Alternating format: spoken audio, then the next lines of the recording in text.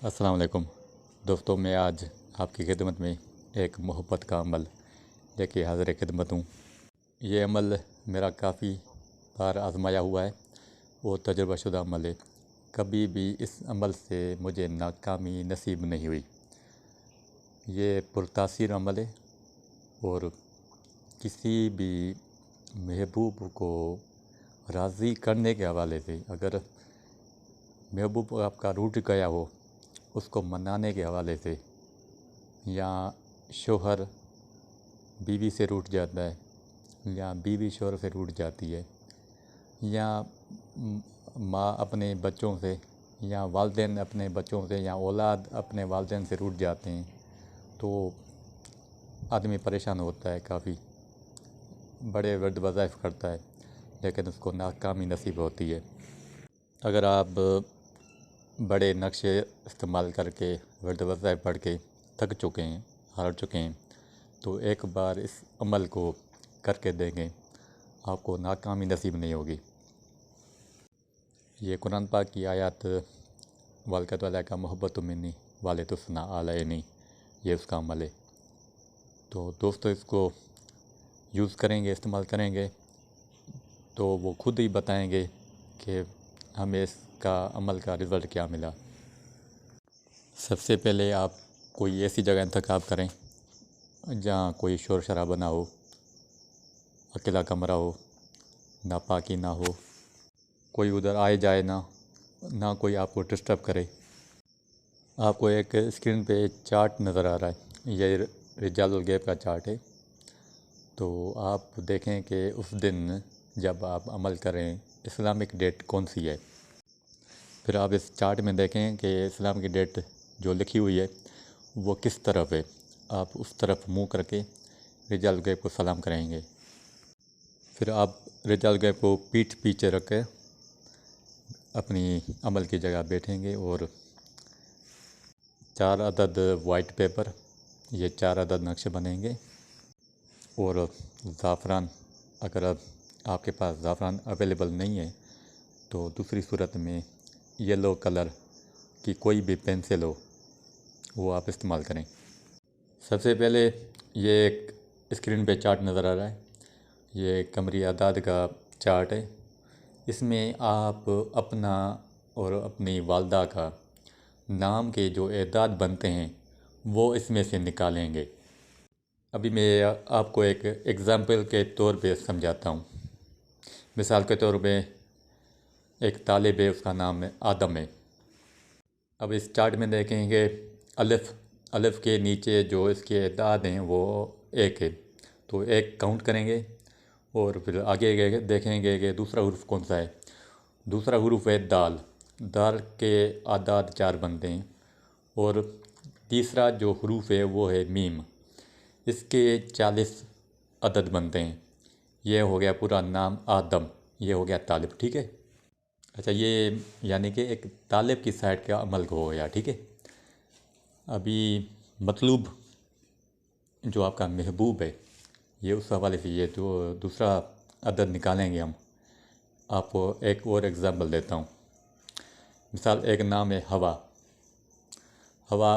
हे के अदद बनते हैं 8, वाव के 6, अलिफ़ का 1। अब हमारे पास तालिब यानी कि आदम और मतलूब जो आपका महबूब है वो है हवा, ठीक है। तो इसके हमने एदाद हासिल कर लिए। आदम के टोटल अदाद काउंट किए तो हमारे पास इसके अदद जो बनते हैं वो है 45। और जो आपका महबूब यानी मतलूब जो है, जो उसके एदाद बनते हैं यानी कि हवा, इसके बनते हैं 15। ये हम अपने पास नोट कर लेंगे। इसके बाद ये 4 खानों का बॉक्स आपको नज़र आ रहा है। आप ऐसे 4 बॉक्स बनाएंगे।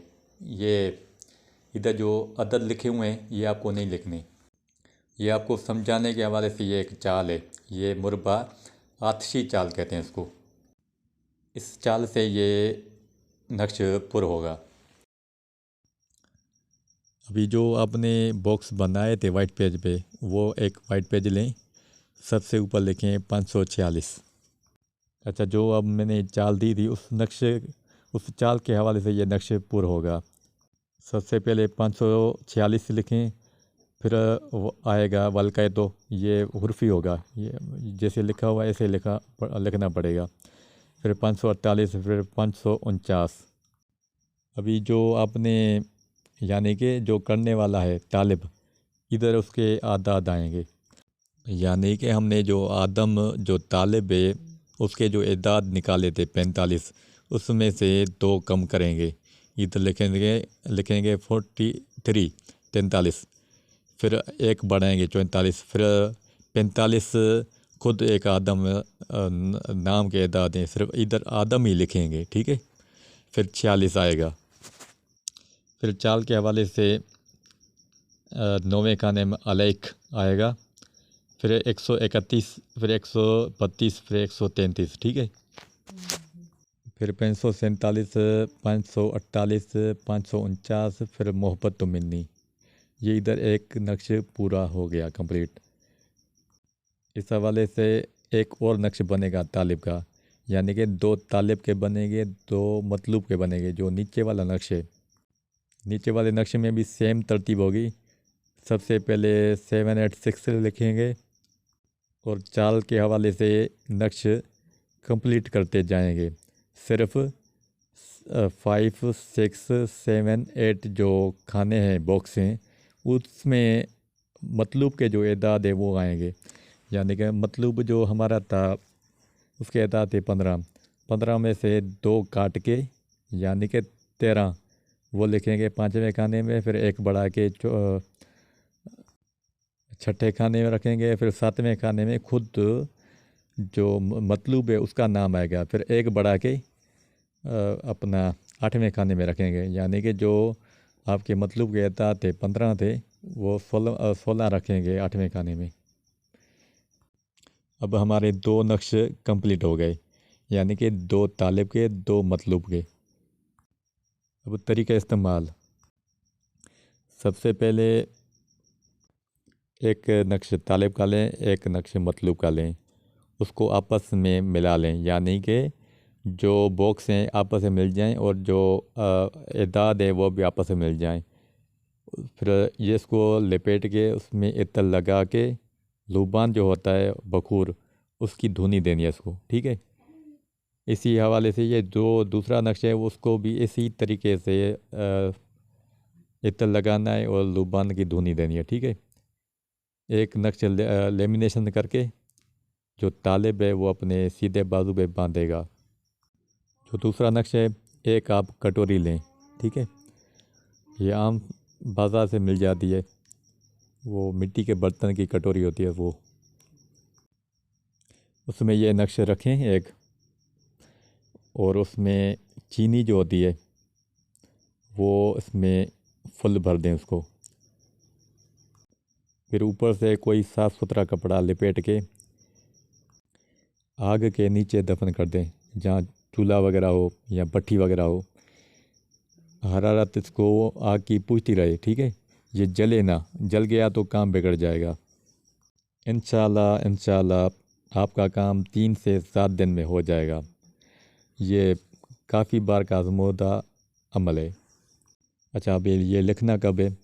ये आप जुम्मे के दिन जो पहली सात होती है, यानी सूरज तुल्लू होने के बाद जो पहली सात होती है वो होती है ज़ोहरा की सात। आप ज़ोहरा की सात में ये नक्श बनाएंगे, ठीक है। अगर ज़ोहरा की सात आपको मिस हो जाती है, फिर आती है अतारद के साथ, आप अतारद की सात में ये नक्श बना लेना।